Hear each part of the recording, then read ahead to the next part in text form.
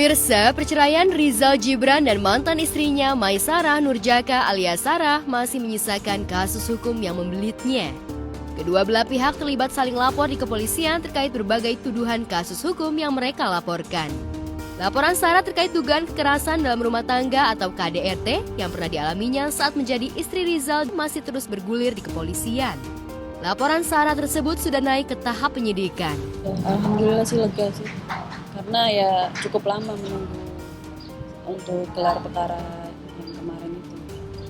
Pada saat saya diberitahu, dikasih kabar gitu, kalau udah gelar perkara dan statusnya ditingkatkan menjadi penyidikan, saya sedikit lega dan senang juga sih. Kami juga memonitoring apa yang menjadi hasil gelar perkara terhadap laporan polisinya si Sarah yang pertama atas dugaan tindak pidana kekerasan dalam rumah tangga dan atau kekerasan seksual yang ditanganin oleh penyidik unit Renakta Polda Metro Jaya, di mana hasil gelar perkara alhamdulillah peserta gelar sudah sepakat untuk meningkatkan status laporan Sarah terhadap Rizal Gibran menjadi penyidikan. Dengan dinaikannya kasus dugaan KDRT dari tahap penyelidikan ke tahap penyidikan, wanita yang hanya beberapa bulan menjadi istri Rizal Gibran tersebut merasa lega karena pada akhirnya laporan yang ia buat hampir 1 tahun lalu itu diproses oleh pihak kepolisian. Selain itu, Sarah juga merasa puas dengan proses kasusnya tersebut karena dirinya ingin memberi pelajaran kepada mantan suaminya itu. Ya supaya yang salah diadilin aja sih. Saya tidak ada upaya berdamai gitu, damai. Enggak sih, enggak. Tetap lanjut. Untuk komunikasi sendiri berarti udah sama sekali. Udah sama sekali. Sejak kapan? Yang awal saya laporan itu yang tanggal 15 Februari. Jadi kalau untuk gelar perkara ini kan kewenangan penyidik. Jadi para peserta gelar itu adalah para penyidik di Polda Metro Jaya.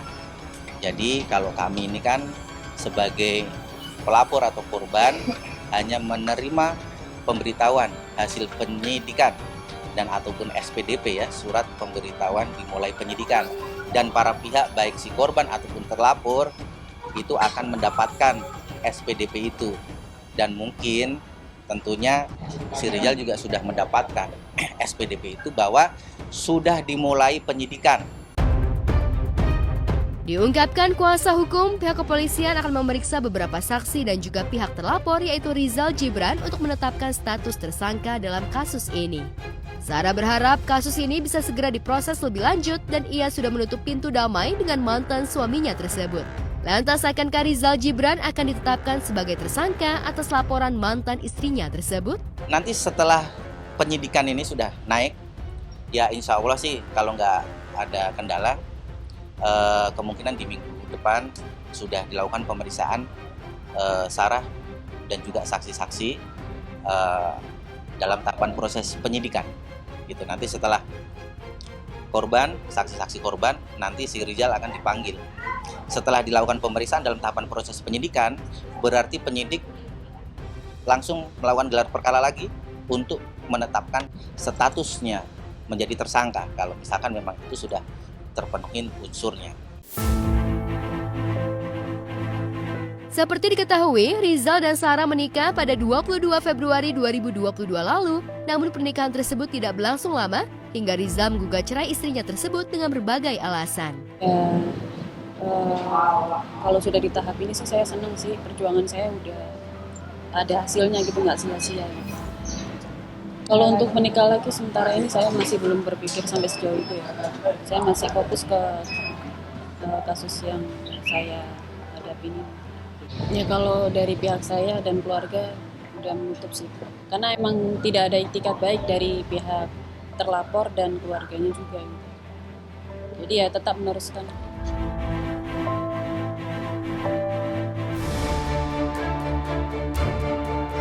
Sementara itu di kasus hukum yang lain, pemirsa, konflik rumah tangga pasangan suami istri antara Yeni Rahman dengan suaminya Suprajarto bergulir semakin panas. Buntut dari perseteruan tersebut, kedua belah pihak pun saling lapor ke polisi. Ya, setelah ditetapkan sebagai tersangka atas kasus dugaan pengerusakan rumah milik Alia Karenina, yang merupakan mantan sekretaris pribadi Suprajarto yang juga disebut-sebut sebagai wanita selingkuhan suaminya itu yang terjadi pada September 2022 lalu. Yeni Rahman belum juga memenuhi panggilan polisi untuk dimintai keterangan. Tidak pernah manggil. Dia ada surat panggilan sih. Saya yang datang ke sana menjelaskan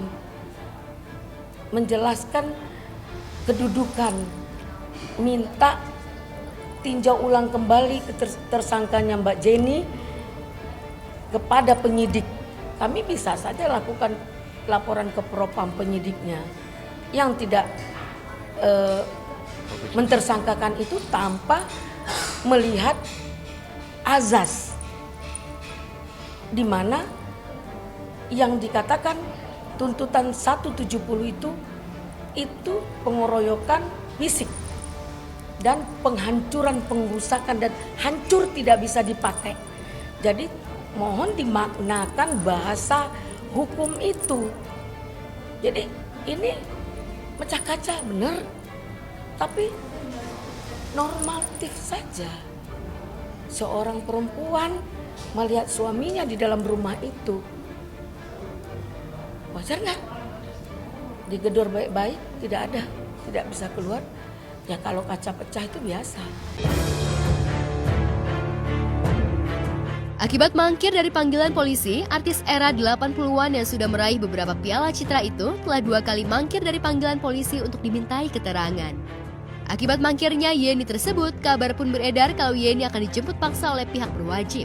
Kabar penjemputan Yeni secara paksa oleh pihak berwajib pun menjadi perbincangan ramai di kalangan warganet. Benarkah demikian? Saya baru dengar ya berita tentang Bu Jenny jemput paksa. Itu perkaranya kan sudah 2 tahun yang lalu.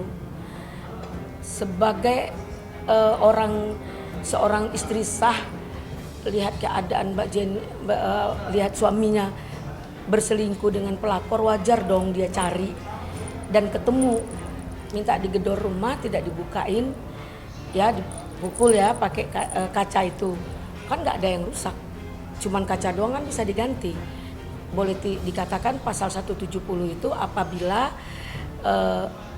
mengeroyok atau merusak sampai hancur. Nah itu kan tidak hancur. Nah jadi pertanyaan, rumah siapa sih yang dihancurkan Mbak Jenny? Kalau seandainya itu rumah kontrak, yang mengontrak dong yang nuntut pengontrak. Pengontraknya kan si pelakor. Nah kalau itu rumah suaminya Mbak Jenny, pasti itu rumahnya Mbak Jenny. Karena mereka belum membagi harta gono gini. Oh itu kejadiannya udah setahun yang lalu. Karena tersangkanya kemarin baru-baru ini dia panggil lagi tanpa ada realisasi dan pengembangan kepenyidikan. Sangat tidak relevan, sangat tidak beralasan untuk mentersangkakan Mbak Jenny ke pasal 170. Tidak ada terganggu fisik, tidak ada barang yang dihancurkannya. Kaca pecah ya, benar. Kenapa? Diminta buka pintu dia nggak mau. Karena perempuan ini pernah dilakukan mediasi, dia melarikan diri dari kantor polisi. Nah, dan kita tidak hari ini untuk pemanggilan kedua di Jakarta Selatan minta restoration of justice. Kita tidak akan pernah melakukan restoration of justice sebelum perkara ini dituntaskan kebenarannya. Sementara itu, pihak Yeni Rahman yang diwakilkan kuasa hukumnya juga menyoal soal status Suprajarto dan Alia Karenina yang walau telah ditetapkan sebagai tersangka atas laporan yang dibuat oleh pihak Yeni di Polres Jakarta Selatan terkait dugaan pemalsuan dokumen, namun hingga saat ini belum juga dilakukan penahanan terhadap keduanya. Nah, tentang perkara yang satu lagi ya di Polres Jakarta Selatan, beberapa hari yang lalu tim kita dari Pak Aglan mencek kepada penyidik, kan sudah ada 2 panggilan, itu kan diabaikannya, seharusnya kan dijemput paksa. Kami minta pihak Kapolri atau polisi Jakarta Selatan untuk sesegera mungkin tangkap. Itu sudah jelas dan nyata dia memalsukan tanda tangan dalam aset yang hak kepemilikannya masih Jenny Rahmat. Kami tidak bisa menghadiri karena ada tugas-tugas dan kita sudah mengirimkan surat kepada Polres dan itu secara resmi dan itu adalah alasan hukum. Tidak hanya melaporkan soal pemalsuan dokumen, Yeni juga melaporkan Suprajarto dan Alia atas dugaan perselingkuhan dan perzinahan. Laporan tersebut juga sedang diproses oleh pihak berwajib. Nah, sekarang bagaimana dengan pelakor yang menari-nari di atas penderitaan istri sah? Bahkan menjadi kebanggaan. Saya tidak mau sebenarnya untuk lapor balik. Ngapain lapor-lapor? Biar aja dia dapatkah dia buktikan. Dia bilang apa?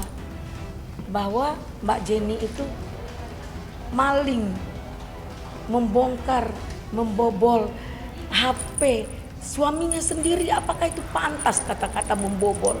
Kalau pernikahan dia tidak mengetahui. Karena dia anggap itu hanya sebuah selingkuh yang akan menunggu bahwa mungkin suaminya akan sadar. Pada saat itu ada upaya polisi untuk memediasikan kami dengan si pelakor, tapi pelakornya malah kabur lihat saya. Kenapa nggak mau didatangin? Kenapa harus menghindar? Kalau kita salah, kan nggak ada kesalahan itu yang tidak bisa diperbaikin. Tapi seharusnya dia gentleman, seharusnya juga dia satria, seharusnya si pelakor itu juga berani bertanggung jawab. Ya silakan serahkan diri kepada polisi.